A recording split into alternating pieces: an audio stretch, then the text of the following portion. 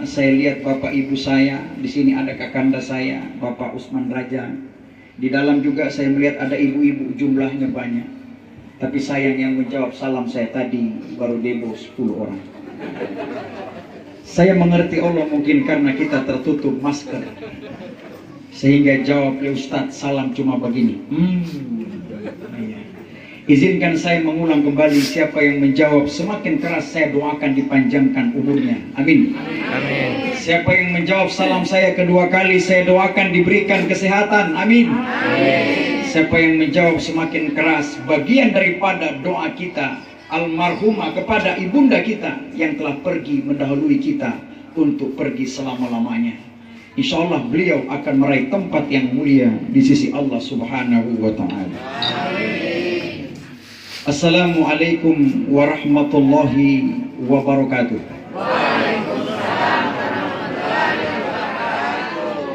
Alhamdulillahil mujibid da'awat al-qail fi mahkamil ayatil bayyinat wa likulli wijhatun huwa muwalliha fastabiqul khairat. Asyhadu an la ilaha illallah wahdahu la syarika lah wa asyhadu anna Muhammadan abduhu wa rasuluhu khairil khalqi wal karamat.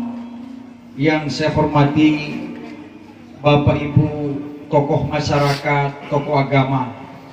Di sini ada tokoh pemerintah, dari keluarga besar juga, termasuk saya biasa memanggil beliau sebagai orang tua saya, kakanda saya, karena beliau Pak Haji Usman Rajak adalah juga merupakan sahabat dari Bapak Wakil Gubernur Provinsi Gorontalo, yang beliau di mana-mana juga mempunyai hati yang teduh kalbunya.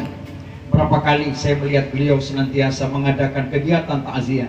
Insya Allah menjadi amal ibadah bagi beliau dan seluruh staf jajaran beliau, dan insya Allah menjadi keberkahan bagi beliau dimanapun beliau berada. Amin ya rabbal alamin. Serta keluarga besar yang berduka, yang telah ditinggalkan oleh istri tercinta, pergi menghadap Allah Subhanahu wa Ta'ala.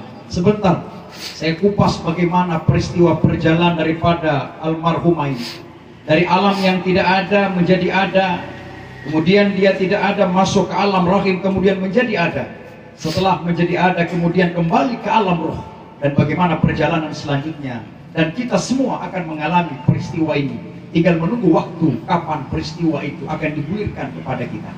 Salawat dan salam mari kita haturkan kepada junjungan kita Nabi besar Muhammad sallallahu alaihi wasallam. Insyaallah akan mengalir syafaat beliau kepada kita semua sebagai umatnya. Ya Nabi salam alaika, ya Rasul salam alaika, ya Habib salam alaika, salawatullah alaika. Bapak Ibu, kakak saudara majelis takziah yang dimuliakan Allah, sebelum saya melanjutkan ceramah ini, tadi kakanda saya yang mewakili nasihat dari keluarga menyebutkan ada Kapolsek apanya. Tentu di sini yang sudah mengenal, alhamdulillah, saya ini di mana-mana ceramah. Beberapa hari yang lalu saya mengisi takziah hari kedua. Kalau saya menghitung berarti mereka meninggal pada hari yang sama dengan almarhumah ini. Sebentar saya kupas bagaimana juga caranya malaikat mencabut roh manusia ini. Sekali 2, 3, 5, 6, 10, 100 cabut bersamaan pada hari yang sama, tanggal, bulan, jam, tahun yang sama. Sebelum saya kupas istilah yang diberikan saya, karena saya juga ini ustadz, saya juga komandan, makanya orang Gorontalo menyebutkan saya Uskom, Ustadz Komandan. Di tempat yang lain bukan Uskom lagi, tapi dia balik menjadi Kompus. Saya tanya MC-nya, ibu, dia mengapa saya Uskom, mengapa saya jadi Kompus? Apa jawab ibu itu? Uskom itu Pak adalah Ustadz Komandan, kalau Kompus itu adalah Komandan Ustadz. Saya jawab, luar biasa Gorontalo ini, hebat. Nama yang panjang dikasih pendek, nama yang pendek dikasih pendek lagi. Supaya kenapa? Agar memudahkan orang di dalam menyebutkan, dan bagian daripada supaya kita kenal siapa dia. Contoh, nama orang bagus-bagusnya Sulaiman di Gorontalo disingkat menjadi Tesule.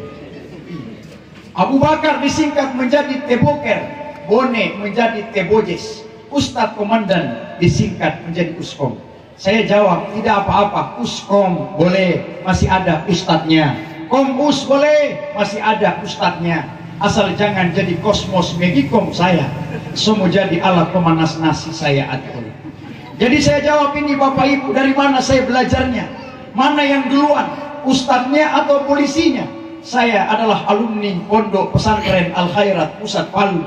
Di bawah asuhan guru besar saya, Habib Abdullah, Habib As-Sagaf, Habib Idrus bin Salim Al-Jufri radhiyallahu anhu. Adalah guru tua, pendiri utama besar Al Khairat. Beliau adalah turunan langsung dari Rasulullah Muhammad sallallahu alaihi wasallam. Sehingga saya dari Pondok Pesantren Palu, saya dididik di sana selama bertahun-tahun lamanya. Saya ceramah ketika umur 7 tahun, kelas 2 SD Madrasah Ibtidaiyah. Saya sudah terbang kemana-mana. Di separuh Indonesia ini saya sudah ceramah kemana-mana. Alhamdulillah, beberapa hari yang lalu, terima kasih atas doa Bapak Ibu semua, kami sebagai pemenang dai terbaik juara 1 seluruh Indonesia yang mewakili Polda Gorontalo, membawa nama Provinsi Gorontalo tercinta. Alhamdulillah, kami juga mendapatkan reward haji, umrah, ziarah dari Kepala Kepolisian Republik Indonesia. Dan setelah kami tiba, dikunjungi oleh Ketua DPRD Provinsi Bapak Haji Paris, Bapak Awe Talib, Bapak Fikran Sailama, Bapak Haji Adan Gambea, dan seluruh stafnya datang ke Polsek Tapa, memberikan kami reward juga haji untuk istri kami yang seorang mualaf Cina masuk Islam. Insyaallah dari jajaran DPRD Provinsi akan bisa nanti menjadi doa-doa yang baik, dan daripada niat beliau-beliau insya Allah akan terlaksana, dan insya Allah kami bisa berangkat bersama istri kami. Amin ya rabbal alamin. Kemudian itu perkenalan singkat. Dan yang kedua, sekarang ini kami melihat sudah 4:30. Sebelum saya kupas masalah kematian, saya mau bertanya dulu kepada ayah ibu, kira-kira berapa lama waktu saya ceramah? Yang di depan sini dulu, ayah ibu, dan di sebelah kiri, kira-kira berapa lama ya? Ya? 1 jam, ya insya Allah. Yang di sebelah kanan? Dan yang di dalam? 1 jam. Ya, kalau dijauh gabung berarti 2 jam kira-kira ya? Ya. Kenapa saya selalu bertanya begini? Karena pengalaman ini bukan di sini, tapi di negara luar. Kalau ceramahnya Ustadz sudah mulai panjang, sudah mulai lama, biasanya ada kode yang diberikan oleh jamaah. Kodenya bagaimana Ustadz? Biasanya ada tanda mulai adanya yang batuk-batuknya. Batuk-batuknya beda dengan orang yang normal. Kalau normal batuknya biasa. Begitu. Tapi kalau ada ekornya berarti kode. Bagaimana Ustadz? Nah, gitu. Di sini ada Pak Imam, di sini ada takmirul masjid, semua tahu. Ketika kita jadi imam juga harus tahu diri, jangan lama-lama. Saya imam di Masjid Agung Baitur Rahim, saya imam di mana saya singgah disodor jadi imam. Setelah saya sholat, orang tanya, Ustadz Akmal, kenapa antum baca ayat tidak pernah panjang, baca doa tidak pernah lama? Saya jawab, karena saya mengerti bahwa di belakang saya berbeda umur dan berbeda usia mereka. Di belakang saya ada orang tua, di belakang saya ada anak muda. Maka saya baca ayat tidak pernah lama. Bahkan pernah saya coba baca doanya pendek, amin di belakang pendek. Baca doanya panjang, amin di belakang juga panjang. Saya tes. Allahumma hamdan sakirin wa hamdan naimin, hamdan yuafi ni'amahu wa yukafi mazidah. Semuanya teriak amin. Saya pernah baca doa, saya kasih panjang doanya, saya kasih lama baca ayat. Makmum di belakang, aminnya panjang. Bagaimana Ustaz? Amin. Ini fakta ini. Ini benar. Karena yang ketahui Allah ini pengalaman. Coba contoh saja. Ketika kita imamnya, bayangkan kalau rakaat pertama saya khatamkan surah Al-Baqarah, rakaat kedua saya khatamkan surah Yasin, maka saya jamin oma dan opa ada kolesterol akan joget ke kiri dan joget ke kanan. Ketika kamu kolesterol asam uratnya, yang disalahkan siapa? Bukan saya, tapi yang disalahkan takmirul. Sudah kapok kan? Cukup kan? Tidak usah undang kemari lagi esok apa kita. Tidak usah itu. Kita baru melewati bulan suci Ramadan. Kita yang mayoritas tarawih yang 20 coba. Ketika imamnya mulai masuk start, kita baca ayat Al-Hakumut Takasur. Oma-oma ibu-ibu di sini hafal. Kenapa demikian? Ketika imam naik di Inna A'tayna, ibu-ibu oma-oma sudah semakin menghayal. Hampir sedikit lagi semua selesai ini. Dia naik di saja, hampir sedikit lagi ini. Pulau Ahad sedikit selesai. Imam juga kita harus pasang telinganya. Kalau imamnya datang langsung Allahu Akbar, Bismillahirrahmanirrahim. Alhaakumut takasur hatta zurtumul maqabir. Kalla sawfa ta'lamun summa kalla sawfa ta'lamun. Kalla law ta'lamuna ilmal yaqin latarawunnal jahim. Thumma latarawunna 'ainal yaqin summa latus'alunna yawma idzin 'anil na'im. Allahu Akbar. Kalau begitu nadanya imam, begitu cepatnya, saya jamin kita semua ini berkata dalam hati, Masya Allah, gagah ini imam, mantap, bagus. Kenapa? Speed sambilan ini, laju ya, tinggi, gas. Kalau saya imamnya begitu, maka saya jamin kita semua berkata dalam hati, Masya Allah Pak Ustadz Akmal, mantap.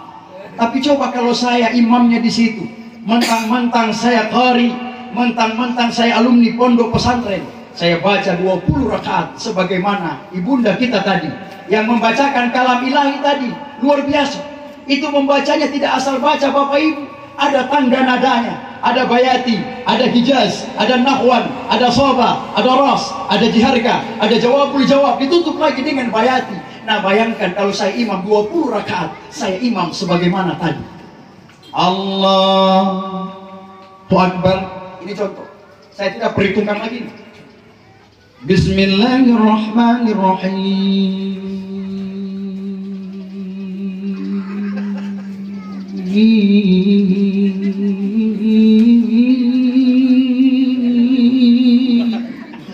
Nah bayangkan baru bismillah,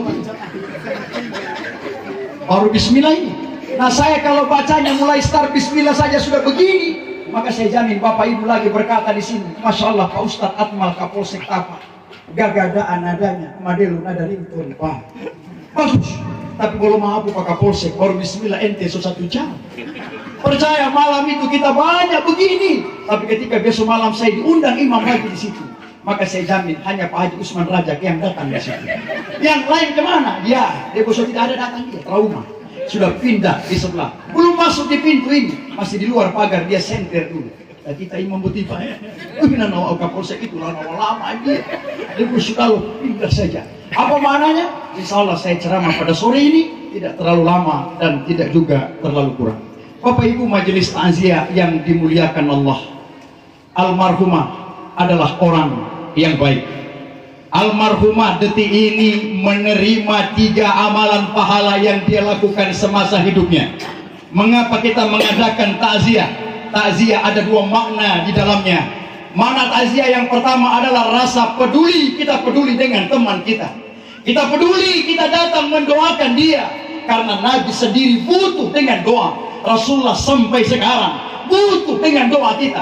Kita mengucapkan salawat adalah bagian daripada doa kepada Nabi kita. Bahkan di dalam sholat, at-tahiyatul mubarakatus salawatu tayyibatu lillah, asyhadu an la ilaha illallah. Di situ ada doa, Allahumma salli ala sayyidina Muhammad kama sallaita ala sayyidina Ibrahim. 2 nama Nabi yang sering kita bawa. Nabi ini membutuhkan doa. Nah bagaimana kita pun manusia umatnya butuh dengan doa ini. Hanya dengan doa yang bisa sampai kepada almarhumah. Tidak makanan, tapi dengan makanan yang dihidangkan ini. Air minum, ada snack yang dihidangkan, adalah sedekah yang diberikan kepada ayah ibu. Akan mengalir menjadi darah, mengalir menjadi air, mengalir menjadi daging. Bayangkan kita semua yang datang, bagian daripada mendoakan. Dan itu akan sampai pahalanya, amalannya kepada almarhumah di alam barzahnya. Tadi saya datang dari arah kota, dari arah turunan gunung, saya melihat ada ibu-ibu yang memakai jilbab berwarna hitam, jalan menuju rumah duka ini. Jauh dia berjalan. Saya putar dari sana, saya melihat dari sana ada bapak-bapak dengan anaknya kecil, jalan jauh menuju rumah duka ini. Setelah saya sampai di sini, saya mendengar tadi bahwa ada tadi dari Mekar, bahwa dari ada satu perusahaan daripada memperhatian yang memberikan suatu sumbangan, bahkan itu bagian daripada sedekah. untuk terlaksana kegiatan acara pada hari ini. Tahukah Bapak Ibu itu semua? Itu adalah doa orang yang mati setiap hari.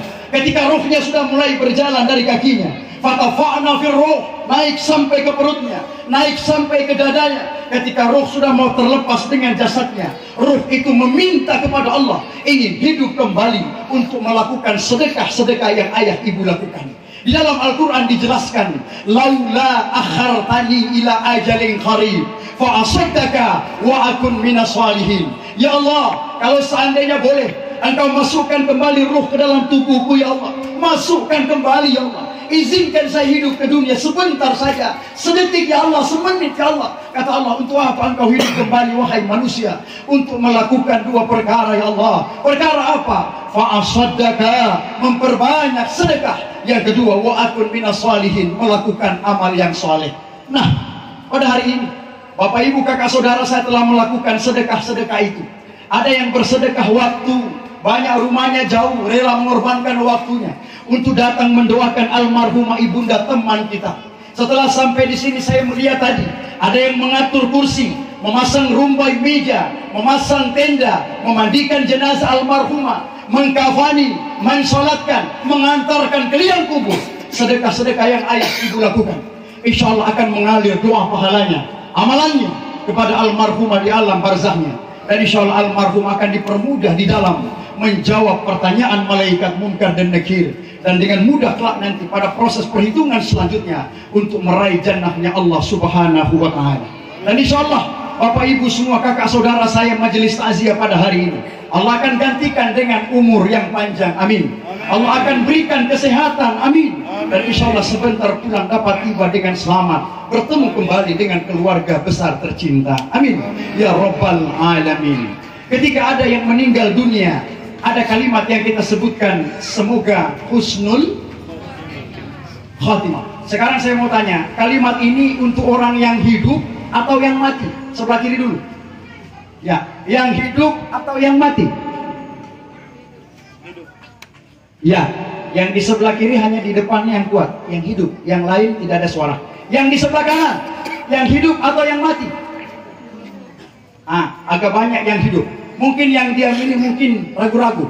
Yang di sini, yang hidup Pak Ustaz. Yang di depan, yang hidup, mati. Ya. Karena ragu-ragu jadi dia dua. Yang mati hidup sekarang. Ada tadi yang madhop, mati hidup. Mana yang benar Pak Ustaz? Yang hidup Pak Ustaz, terima kasih banyak. Yang sebelah kanan. Yang mati Pak Ustaz, terima kasih. Yang hidup, hidup. Mana? Ya. Mana yang benar? Mari saya sampaikan sedikit kalimat semoga husnul khatimah. Kalimat ini apakah orang yang hidup atau yang mati? Sekarang saya berdiri di depan pintu rumah dalam keadaan hidup. Setelah saya mau keluar, saya pamit dengan kakanda saya, orang tua, para kiai kita, tokoh agama. Ayah, ibu, kalau maaf saya mau pulang ke rumah saya. Bapak ibu mengatakan semoga Pak Ustadz akan tiba dengan selamat. Semoga husnul khatimah. Semoga berakhir dengan kebaikan di jalan Allah. Selesai. Setelah saya turun, saya keluar, saya sampai di rumah. Apakah ayah ibu mengatakan semoga tiba dengan selamat? Bukan semoga tiba lagi, karena saya sudah tiba di sana. Saya sudah berhadapan dengan tahapan yang baru, sehingga kalimat yang diucapkan semoga Pak Ustadz betah di sana. Jadi kalimat semoga husnul khatimah betul untuk mereka yang masih hidup. Ketika sudah berjalan rohnya, sudah mau dicabut oleh Allah, terlepas roh keluar, digerak-gerak badannya tidak bergerak lagi, maka dia telah meninggal, dia telah sampai kepada alam yang baru. Sehingga kalimat yang kita ucapkan, semoga Pak Ustadz, semoga almarhum akan diampuni Allah, semoga almarhumah akan diberkahi Allah, semoga almarhumah akan meraih tempat yang mulia di sisi Allah Subhanahu wa Ta'ala. Bukan lagi semoga husnul khatimah. Pak Ustadz, saya juga takut mau bilang ini kalimat. Takut kenapa? Mau bilang kepada orang-orang yang tidak mengerti. Ya memang jangan coba-coba. Kalau ada orang badannya besar, kulitnya hitam, kumisnya tebal, dia tidak paham dengan arti makna husnul khatimah, maka apa dia bilang? Coba ibu panggil. Pak, ya baik. Kenapa? Semoga tipe ini husnul khatimah. Nah kalau dia tidak paham, paling dia jawab, kita mau tahu mainan. Ada baik-baik kita nggak bilang semua mati. Seolah-olah kita mendoakan dia cepat mati. Bukan itu, tapi semoga berakhir di jalan Allah dengan kebaikan. Saya mendengar tadi almarhumah mengalami sakit, kemudian setelah itu dia selesai pelan-pelan meninggal dengan tenangnya. Insya Allah itulah kematian secara husnul khatimah. Almarhumah pernah menjadi seorang anak yang solehah. Almarhumah pernah menyuapi makanan kepada ayah dan ibunya. Almarhumah naik usianya, dia pernah menjadi seorang istri yang soleh. Almarhumah tentu hidup dengan berbagai macam pendampingan keluarga, kakak adiknya dan lain-lain saudara-saudaranya. Sehingga almarhumah naik usianya, dia berubah menjadi istri yang soleha. Kemudian dia menjadi seorang ibu yang soleha. Anak-anaknya tumbuh menjadi besar, menjadi orang yang berguna. Detik ini pahalanya sadaqatun jariyah, sedekahnya akan diterima oleh almarhumah di alam barzahnya. Kemudian yang kedua, awaladun saleh. Saya berpesan kepada suami yang ditinggalkan, ajarkan anak-anak, diajarkan untuk mendoakan ibunya. Rabbi ghfirli wali walidayya warhamhuma kama rabbayani saghira. Kemudian yang ketiga, au ilmin yuntafa'u bihi, ilmu yang bermanfaat yang diajarkan oleh ibunda kita almarhumah. Ketika dia mengajarkan temannya, jangan begitu teman, kau bahaya. Jangan begitu nak, nanti kau celaka. Jangan begitu suamiku, nanti kau tersiksa. Orang itu tumbuh selamat, menjadi aman dan bahagia. Pahalanya terus mengalir kepada almarhumah di alam barzahnya. وَلَنَبْلُوَنَّكُمْ بِشَيْءٍ مِّنَ الْخَوْفِ وَالْجُوعِ وَنَقْصٍ مِّنَ الْأَمْوَالِ وَالْأَنفُسِ وَالثَّمَرَاتِ وَبَشِّرِ الصَّابِرِينَ الَّذِينَ إِذَا أَصَابَتْهُمْ مُصِيبَةٌ. Sama-sama Bapak Ibu, qalu inna lillahi wa inna ilaihi raji'un. Walanabluwannakum bisyai'in minal khawfi wal ju'i. Sungguh benar kata Allah, aku akan menguji hambaku dengan sesuatu. Yang pertama, minal khawfi wal ju'i, ketakutan dan kelaparan. Sekarang saya mau tanya, Bapak Ibu kalau lewat di kuburan takut? Tidak takut Oma? Tidak takut? Tidak. Tidak takut Pak Ustaz kalau pagi, kalau tengah malam ke meteo. Pagi berani, siang berani, malam berani. Alhamdulillah. Jangan lupa ketika Bapak Ibu lewat di kuburan, jangan asal lewat saja, ada salam bagi mereka. Contoh, kita di Gorontalo ini biasanya di samping rumah warga ada makam, ada kuburan orang-orang tersayang. Betul? Saya ceramah di Iletedia Tilango. Setelah saya jalan, saya lihat ada makam di samping rumah. Saya tanya, makamnya siapa? Makam bapak saya dan anak saya, Pak Ustadz ceramah. Saya datangi makamnya, saya doakan Al-Fatihah khususan ila arwahi abdikal fakiri bulan bin bulan. Al-Fatihah. Ingat, ketika Bapak Ibu lewat di kuburan, ada 3 salam yang harus kita sampaikan. Salam, jawab salam wajib. Jawab salam wajib? Ya, jawab salam wajib. Saya tambahkan, kalau kita salam di kuburan, tidak usah apa jago-jago tunggu dia balas. Tidak usah. Tidak usah. Memang jawab salam wajib, tapi saya tambahkan ada 2 salam. Salam yang pertama ketika kita salam di kuburan, tidak usah apa jago-jago mau tunggu dia balas. Tidak usah. Yang kedua, salam ketika orang sholat, jangan dibalas, karena akan stres imam, akan kacau nantinya. Ketika kita lewat di kuburan, di sini oma-oma, di depan saya ibunda berani. Lewat di kuburan, kita jalan. Saya kasih contoh. Ini makam 1, makam 2, makam 3. Maju. Assalamualaikum ya akhlal kubur. 1 kali. Maju lagi. Wa antum sabiqur. 2 kali. Kalau yang oma ibu-ibu yang berani, hadap saja kuburan. Saya berani Pak Ustaz, mana kuburan? Tengah malam gelap gulita di tengah hutan. Tatap. Assalamualaikum ya akhlal kubur. Kalau yang takut nggak usah, keker dari jauh saja. Assalamualaikum ya akhlal kubur. Wa antum sabiqur. Wa antum sabiqur. 2. Yang ketiga, wa inna insyaallah bikum lahikur. Setelah 3 salam, langsung cepat hadap kiri, persiapan tumete. Lari saja. Nggak usah tunggu, Pak Ustaz, Pak Kapolsek dia main. Bukankah jawab salam wajib dia balas? Iya betul. Kalau jawab salam memang wajib. Tapi kalau di kuburan, Ki Oma saja yang tunggu sendiri. Saya biar Kapolsek saya ulu itu Oma. Tidak berani. Nah kira-kira kalau dia balas juga Bapak Ibu. Waalaikumsalam warahmatullahi wabarakatuh. Masih ada Ibu? Masih ada? Sudah tidak ada. Kemudian salam yang kedua, salam ketika orang sholat. Assalamualaikum warahmatullah. Assalamualaikum warahmatullah. Perlu dibalas? Tidak perlu. Nah, kalau dibalas coba sebentar di masjid, jawab Assalamualaikum warahmatullah. Waalaikumsalam Pak Imam. Maka akan kacau, imamnya stres juga nanti. Tidak perlu. Ketika kita lewat di kuburan, Assalamualaikum ya ahlal kubur. Keselamatan bagi kalian wahai mayit penduduk kubur. Wa antum sabiqur, semua penduduk kubur, bukan hanya satu tapi semua. Wa inna insyaallahu bikum lahiqur, insyaallah saya Muhammad Akmal dan kita semua, kalau bukan minggu ini minggu depan, kalau bukan bulan ini bulan depan, kalau bukan tahun ini tahun depan, pasti menyusul kalian di alam barzakh. Pak Ustadz, bukannya saya habis ulang tahun panjang umur? Iya, panjang umur terus saja ngana, nanti ngana hidup sendiri, tinggal ngana kasih kafani sendiri, kasih mandi sendiri, ngana tanam antar sendiri. Nah inilah, ketika kita di dalam berkehidupan adalah bagian daripada transit saja, adalah perjalanan di dalam kehidupan ini. Bapak Ibu yang dimuliakan Allah, di mana-mana saya ceramah, selalu ada handphone yang diangkat sebagaimana ibu yang bersandar ini merekam saya. Dan ini juga bapak kita yang pakai karanci lagi merekam saya. Di mana-mana saya ceramah ini, saya heran yang merekam itu kadang tidak sampai selesai. Saya biasa lihat handphonenya itu. Di Bongo 3 Wonosari, Aludaa, Mananggu, Pabuyaman. Merekam semua, ada yang begini, dari atas dulu, kemudian dia balik begini, kemudian dia turun lagi, kemudian dia simpan handphone. Saya tanya setelah ceramah, ibu kenapa tangannya tidak merekam saya sampai selesai? Padahal ceramahnya bagus, kenapa tidak direkam sampai selesai? Apa jawab ibu itu? Boleh maaf Pak Ustaz, tangan saya Allah, sok keram. Tapi tangan ibu ini tidak keram, saya lihat bagus. Karena ditaruh dengan sandaran, ada yang menungkah di bawah begini. Sehingga genggaman tangan kuat, model genggaman komsis. Ada juga yang merekam saya, dia live di FB, di portal, di mana-mana dia live.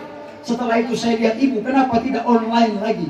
Apa jawab ibu itu? Boleh maaf Pak Ustaz, data kuota saya Allah. Insya Allah data-data bapak ibu yang merekam saya di sini, di mana-mana, insya Allah bisa tahan sampai selesai ceramah saya. Setelah sudah merekam saya, pesan saya dua, jangan lupa like and share ya. Insya Allah semakin manfaat ilmunya. Ketika kita diuji Allah minal khawfi, ketakutan. Yang kedua, wal ju'i, rasa lapar. Bapak ibu sudah lapar? Sudah lapar belum? Makan dulu cookies yang ada di pangkuannya. Makan dulu. Ketika kita uji rasa lapar, Allah menguji kita. Sebentar malam pulang makan. Ketika besok pagi tidak usah makan pagi. Siang tidak usah makan, sore menjelang maghrib makan. Saya jamin 2 piring pasti kita tambah. Tapi coba kalau rasa lapar pada bulan Ramadan, yang Allah datangkan ujian itu, Allah menguji kita. Ketika makan sahur tidak sempat makan sahur. Pagi puasa tidak, puasa ya Allah, saya sanggup ya Allah. Siang tidak makan sahur, sanggup. Sore tidak makan sahur, sanggup. Begitu menjelang berbuka, penuh meja. Ketika kita berbuka, ada langsung makan 3 piring? Ada? Tidak ada. Cukup 1 gelas saja dengan 1 popolulu atau ila bulu. Kita makan, Masya Allah, kenyangnya luar biasa. Tapi kalau ada dia berbuka langsung dia gas Allah 3 piring. Berarti bahwa memang dia bogolojo. Bapak Ibu majelis takziah yang dimuliakan Allah. Ketika referensi-referensi ini telah saya sampaikan, mari kita tarik almarhumah kita pernah ada di antara alam-alam mana saja. Kita semua sebelum diciptakan Allah ke dunia ini, kita tarik benang bahwa kita pernah ada di antara alam yang tidak ada jasad dan tidak ada roh. Ketika kita mau diciptakan masuk ke alam ruhiyah, Allah berfirman, berdialog dengan malaikat-malaikatnya. Allah berfirman di dalam Al-Quran, wa iz qala rabbuka lil malaikati inni ja'ilun fil ardi khalifah. Wahai malaikat, aku Allah ingin menciptakan manusia di bumi sebagai penguasa. Bagaimana menurut kalian? Malaikat kemudian menjawab, qalu ataj'alu fiha may yufsidu fiha wa yasfiku dima wa nahnu nusabbihu bihamdika wa nuqaddisu lak. Ya Allah, kalau engkau mau menciptakan manusia di bumi, buat apa? Manusia akan menumpahi darah mereka, manusia akan lalai terhadapmu. Tidak usah manusia, cukup kami malaikat saja yang senantiasa bertasbih mengagungkan namamu Allah. Ini jawaban malaikat.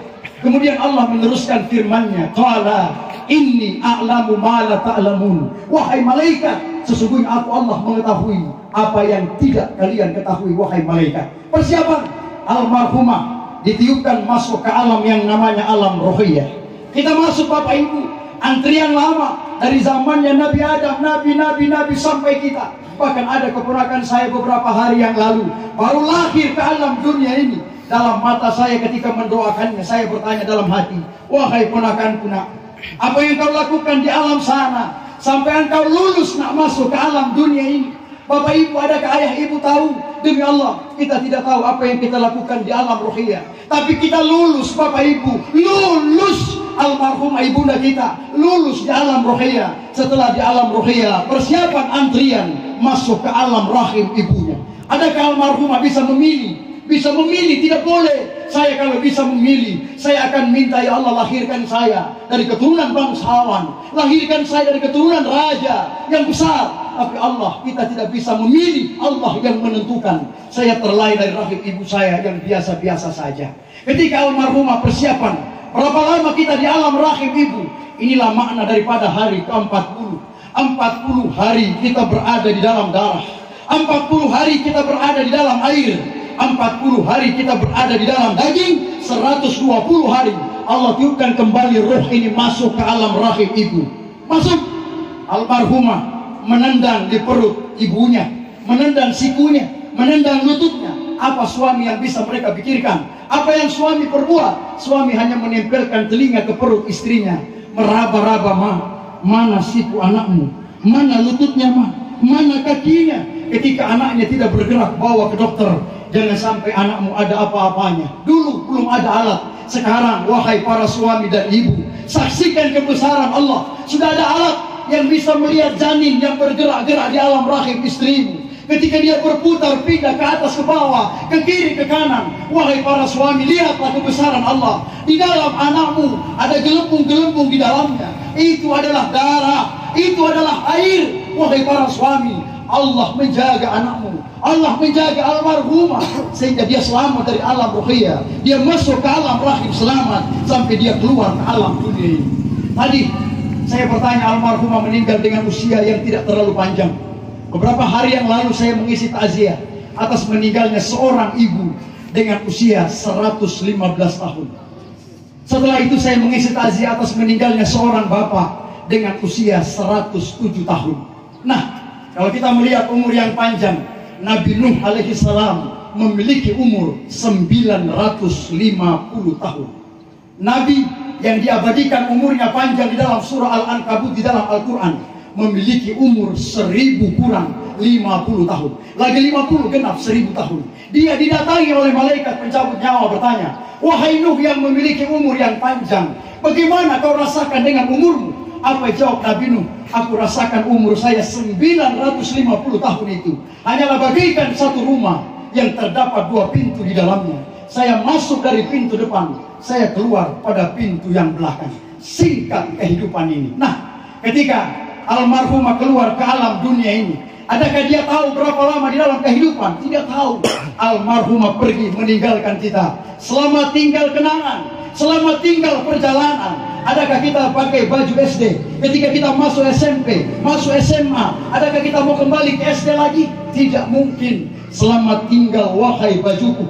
Aku pindah pada baju yang lain. Aku pindah semuanya. Yang mengetahui kita di alam dunia adalah mereka yang kita tinggalkan.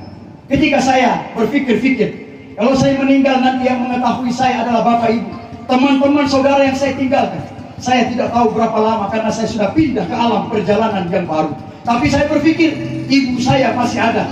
Saya akan pergi ke rumah ibu saya. Setidaknya saya tahu berapa lama saya transit di alam rahim ibu saya. Ketika saya tanya pada ibu saya, anakmu Atmal, berapa lama di alam rahim? Ibu saya menjawab, engkau nak Atmal hanya berumur 6 bulan 3 hari. Saya dilahirkan oleh ibu saya di Pabean, Kelurahan Tenda pada waktu subuh dengan usia 6 bulan 3 hari. Sehingga keluarga saya sampai saat ini menyebutkan saya dalam bahasa Gorontalo dengan sebutan Te Atmal Te Turangga. Jadi saya ini disebut Te Turangga, Bapak Ibu, karena saya lahir dengan usia 6 bulan 3 hari. Saya lahir dengan pembungkus badan saya yang masih utuh.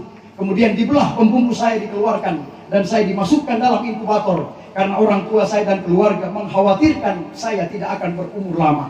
Tapi sampai hari ini saya berdiri dengan usia 41 tahun sekian, sehingga saya masih dalam keadaan sehat walafiat.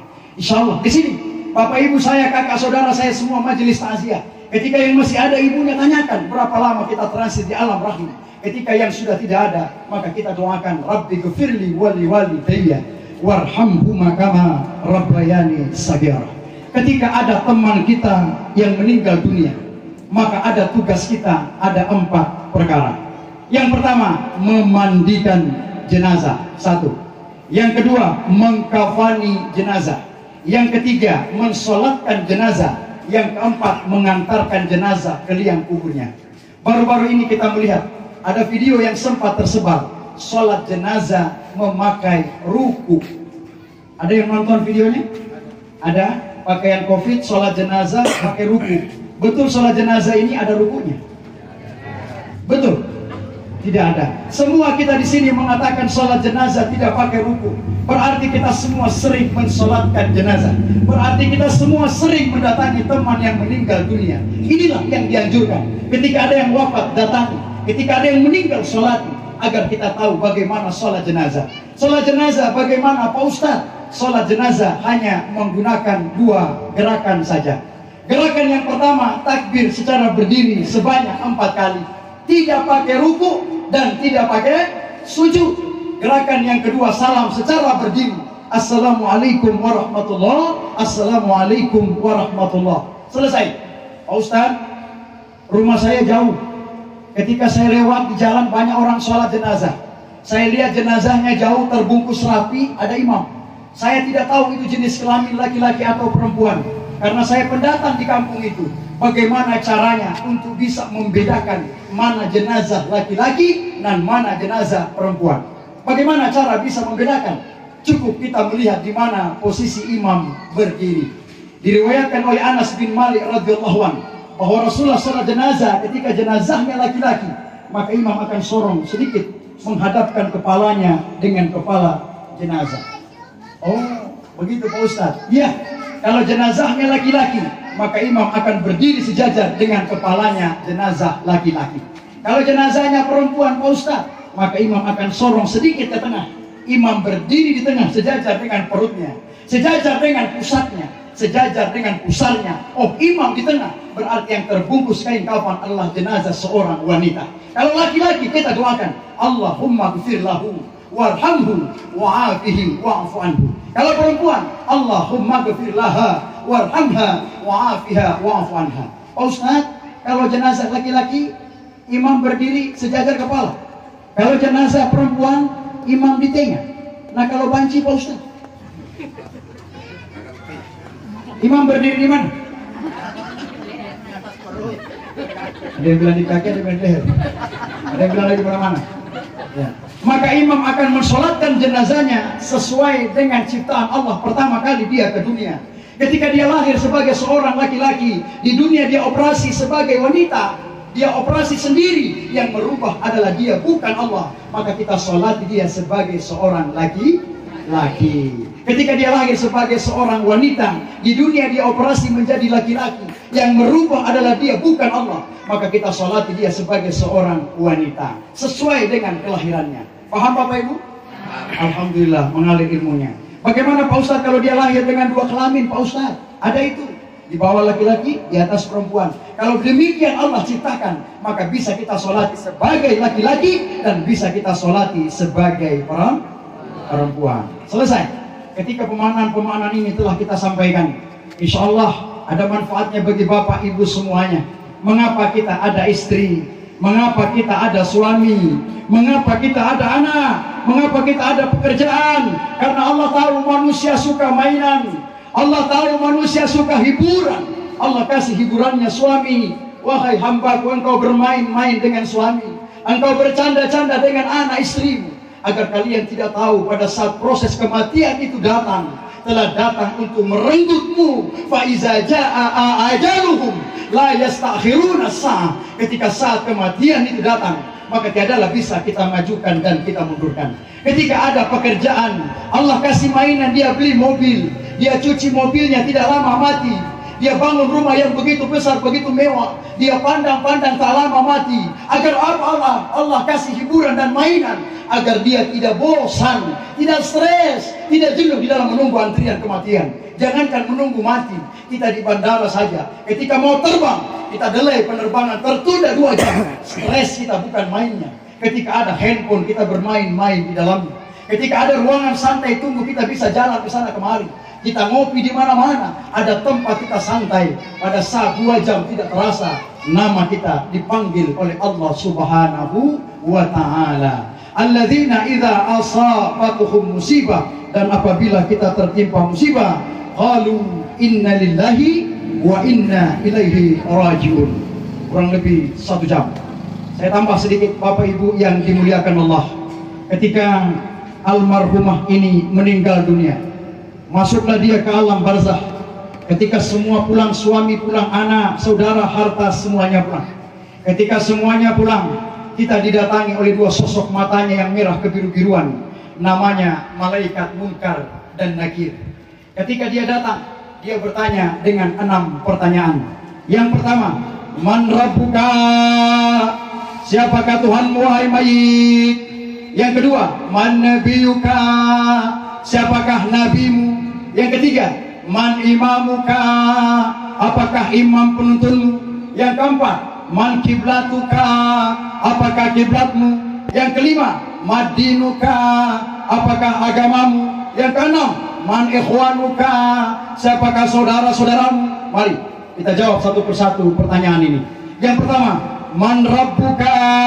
Siapakah Tuhanmu? Almarhumah ibunda kita yang telah pergi meninggalkan kita akan bisa menjawab pertanyaan ini. Tentu dengan dia rasa sakit, dia tidak mampu sholat berdiri, dia tidur. Tidak mampu dia tidur, dia miringkan badannya. Tidak mampu dia miringkan lisannya mengucapkan sholat. Tidak mampu lidahnya, tangannya menggerakkan. Tidak mampu tangannya, hatinya mengucapkan sholat. Tidak mampu hatinya, inna lillahi wa inna ilaihi rajiun. Dengan sholatnya, tangannya mengumandangkan takbir. Daripada saat umurnya masih bisa, kemudian sampai dia pada saat ajalnya tiba, dia mengumandangkan takbir, Rabbi Allah Subhanahu wa Ta'ala, sesungguhnya Allah Tuhanku. Ketika dia mengumandangkan takbir di dalam sholatnya. Kemudian yang kedua, man nabiyuka? Nabi Muhammad sallallahu alaihi wasallam. Yang ketiga, man imamuka? Al-Quran yang ia hafalkan, Al-Quran yang dia bacakan. Tentu almarhum membacakan kalimat-kalimat ketika pada saat kecilnya, membacakan kalimat-kalimat tahlil, membacakan doa-doa yang istijabah, yang ketika di dalamnya bermanfaat bagi dirinya, dan itu akan menjadi jawaban pertanyaannya. Imamul Quran. Man kiblatuka? Apakah kiblatmu?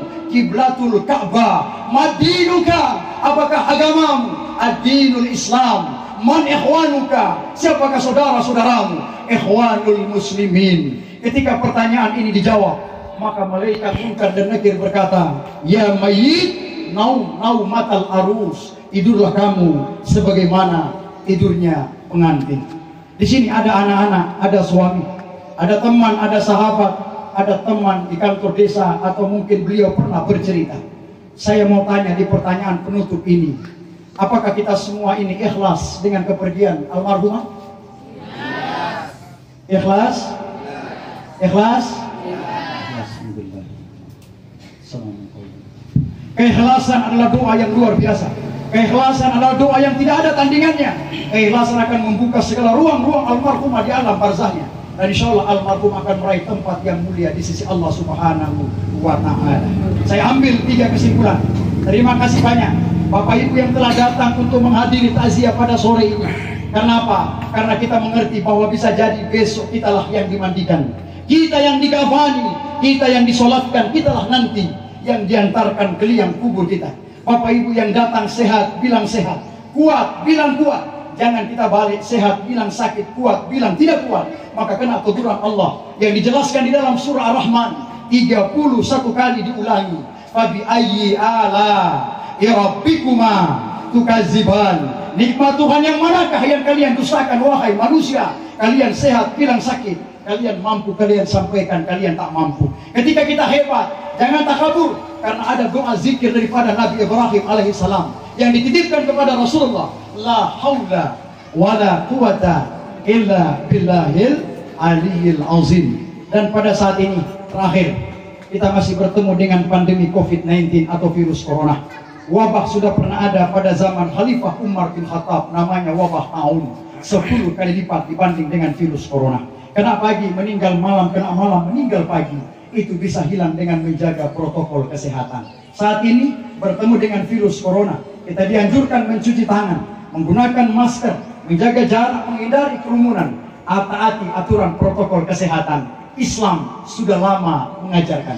Bukankah kita berwudu diawali dengan cuci tangan? Kita gosok tangan kita gosok sela-selanya, kita ulang bahkan sampai 3 kali. Sebelum makan cuci tangan, sesudah makan cuci tangan, menggunakan masker.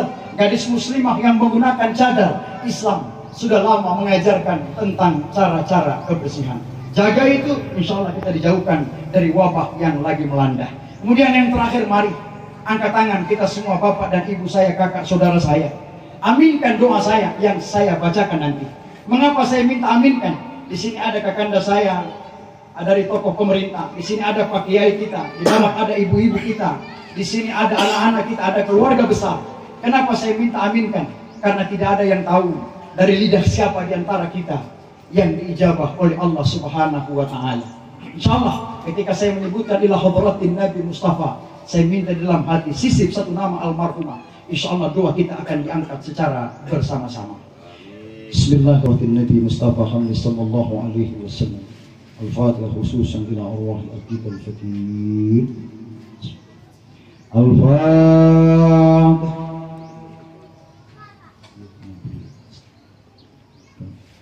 Bismillahirrahmanirrahim. Allahumma ya Allah ya Rahman ya Rahim ya Malikal Mulki ya Zal Jalali wal Ikram. Allahumma salli wa sallim wa barik ala sayyidina Muhammadin fil awwalin wal akhirin. Allahumma ya Allah ya ayyatuhan nafsul mutmainnah irji'i ila rabbika radiyatan mardiyah fadkhuli fi ibadi wadkhuli jannati. Inna lillahi wa inna ilaihi raji'un. Allahumma barakatan fil kubur amin wa ni'matan fil kubur amin wa salamatan fil kubur amin. Allahumma ghfir laha warhamha wa'afiha wa'fu anha. Allahumma la tahrimna ajraha wa la taftinna ba'daha wa akrim nuzulaha wa asim mudkhalaha wa ghfir lana wa laha. Rabbi ghfir lana wa liwalidayna warhamhuma kama rabbawna shighara. Allahumma ya Allah maqbulan du'ana sami'na du'ana برحمتنا في مجلسنا هذا. ربنا آتنا في الدنيا حسنة وفي الآخرة حسنة وقنا عذاب النار.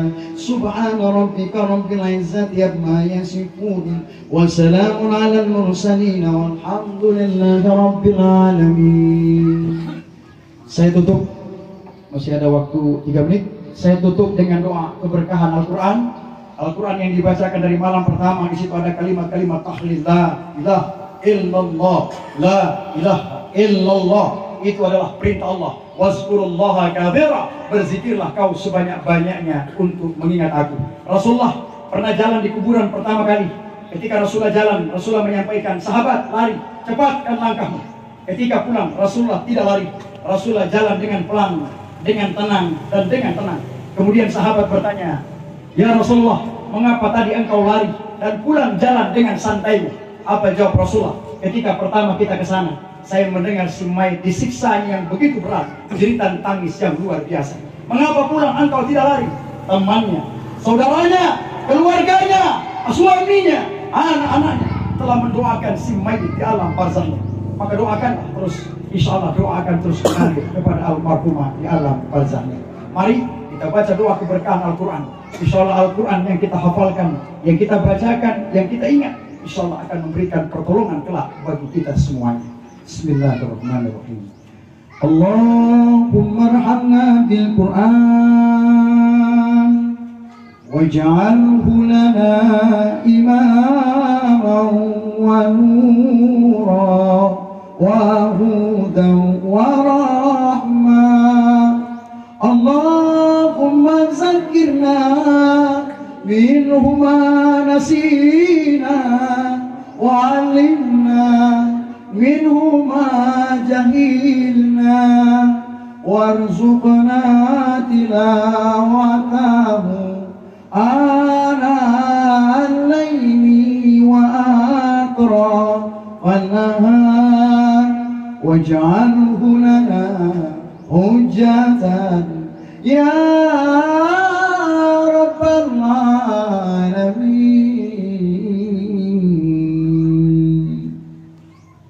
Terima kasih atas waktu yang diberikan kepada saya. Kami tidak menggurui para tokoh pejabat, tokoh agama, tokoh